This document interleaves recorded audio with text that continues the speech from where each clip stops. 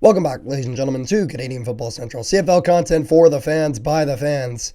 Before we get into it, I would like to apologize to everybody as I currently have laryngitis, as you can probably tell. It sounds horrible. No, I sound like an absolute mess.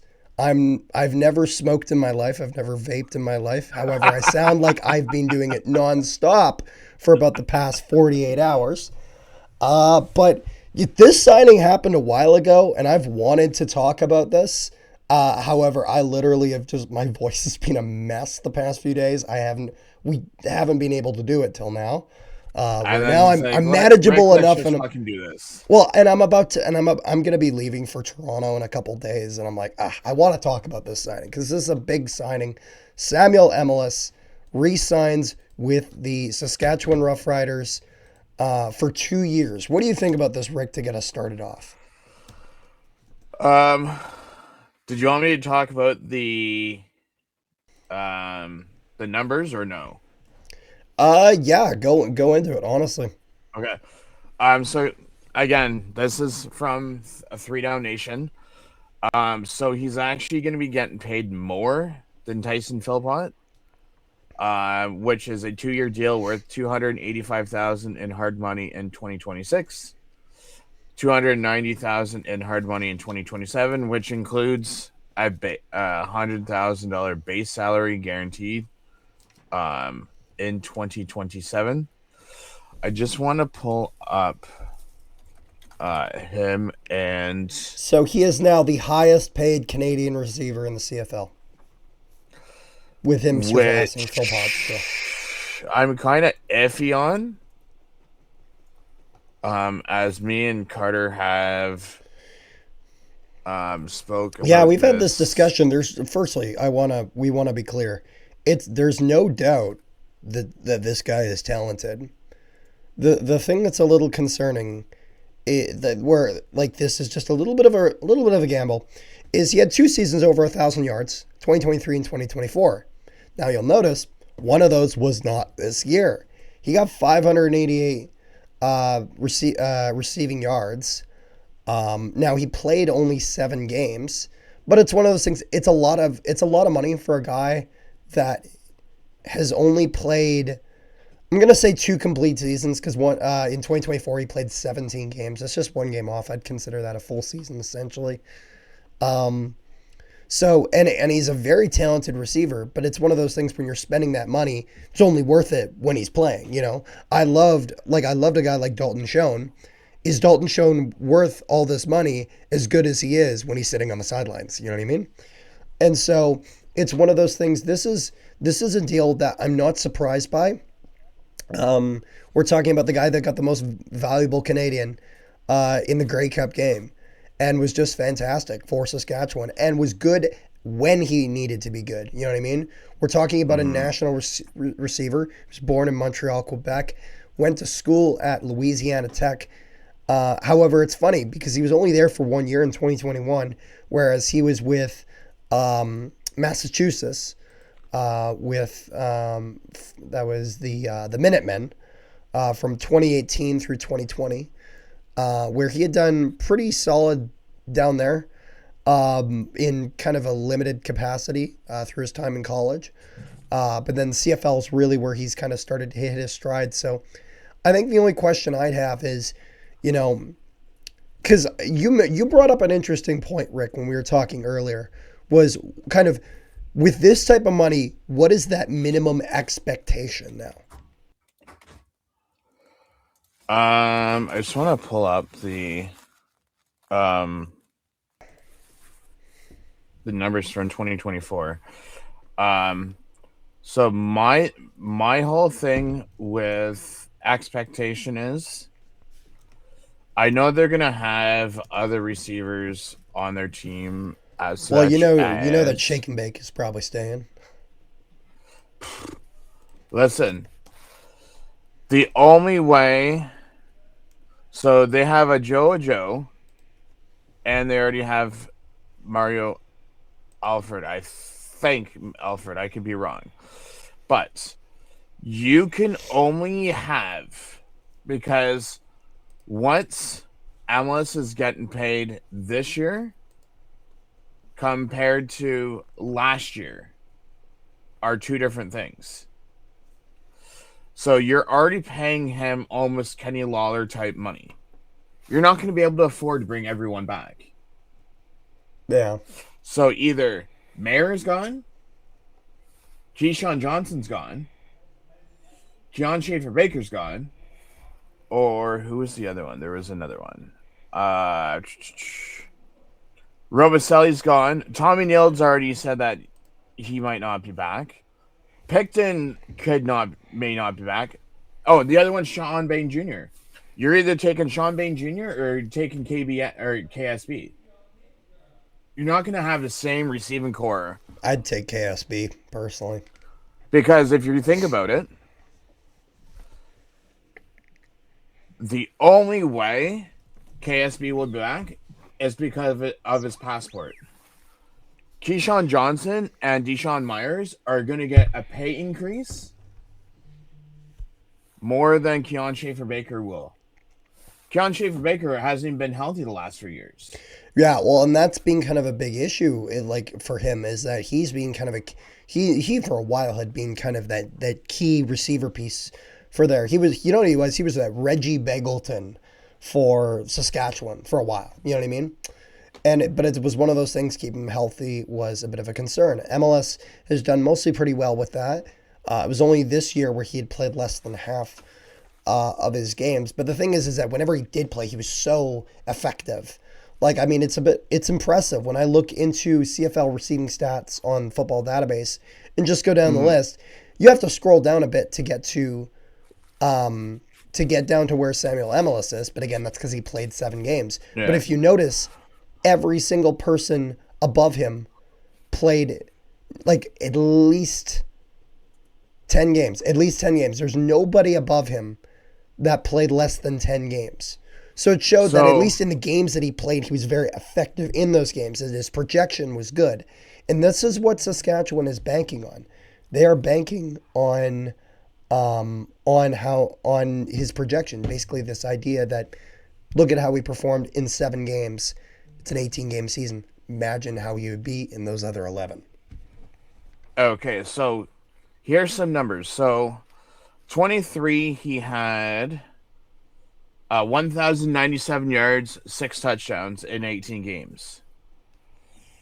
24, he had 1,064 yards and 5 touchdowns in 17 games. Then obviously this past year, he had the down year with injuries and whatnot. If you are going to pay, everyone's like, oh, well, the big thing is ratio. You can go and sign a Canadian receiver. Even if they get cut from a training camp, like let's say you go to draft a rookie out of the CFL draft and you cut him and he's a free agent, he can go sign with any team. Like any player, it does not matter their passport. Whether if you replace a Canadian with a Canadian receiver or an American receiver with an American receiver, no matter who it is, everyone is friggin' replaceable. My thing is, if you're making $275,000, or okay, I would even say $270,000. If you are making $270,000 or more, no matter what your passport is, I don't care if you're Canadian, I don't care if you're an American, you best be pardon my French, a fucking top 5 receiver in the league. Yeah. He was 8 and 7. That's fine, but you best be top 5 in receiving yards and touchdowns. Perfect example this year. I'd say Kenny receiving Lawler. yards or touchdowns, but that's fine. Kenny Lawler was second in yards with 1,443 yards and 14 touchdowns. We're paying him $300,000. That's a bang for your buck. That's worth every penny of that. Well, I truly believe that Kenny Lawler is the best receiver in the Canadian Football League right now. But then you look at, say, because he's also one of the most consistent year after year. You know what I mean? Like, not saying a guy like Keon Hatcher who's above him, in receiving Okay. yards isn't So capable of being here's that good. another We one. just haven't seen it year after Okay. year. Here goes another one to my example. So you have someone like um Keon Hatcher, who's making $310,000. Okay. Yep. Keon Hatcher was second in 23. He had 1,226 yards and 6 touchdowns. He probably wasn't. He was top five with touchdowns. Okay. Then you had. I think 24. He might have been injured most of the season. Yeah, he only played 11 games. Okay. That's MLS this year. Okay. So we won't count 2024. You go to 2025, and he got 1,256 yards and 7 touchdowns, which is, or, or sorry, I was looking at the wrong person. Keon Hatcher this year, 1,688 yards and 9 touchdowns. Okay, so that's still top five within 2 years. Yeah. That's what I'm saying. So you have to live up to that expectation of you putting up, top five numbers in your position. Because if you don't, I'm telling you right now, people are going to go around and say that was the most worst money spent ever. It was a way. It was yeah. It was not money well spent in that regard. So, kind of closing thoughts. I'll give mine, and then I'll let Rick kind of chime in here. I think that this is a smart move from Saskatchewan to keep a guy like Emilus around. He was a key piece, and I understand, wanting to spend that. You just won the Grey Cup. You want to go back and run it back. And so the only question I now have is two things. Number one, do we get to see a full season out of him? Because this isn't going to be worth it if it's another 7 games. We need more than that. If you're a Saskatchewan fan, you need more 7 games of Samuel MLS. Thankfully, his track record in the past, for the most part, has been pretty good, barring this season. Two, like we were mentioning, he's got to be top five in receiving yards at least. Anything less than that is under expectation. Um, and so I think that's kind of your bare minimums you're looking for. Not trying to say that this is a bad deal for Saskatchewan. Absolutely not. It's just that with this amount of money also means that there are some higher expectations. Expectations I think he's certainly capable of meeting. We just need to see it happen.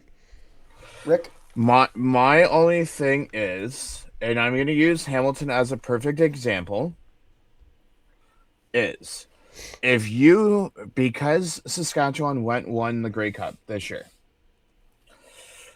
with everyone wanting pay raises, because we all know everyone on the team wants pay raises.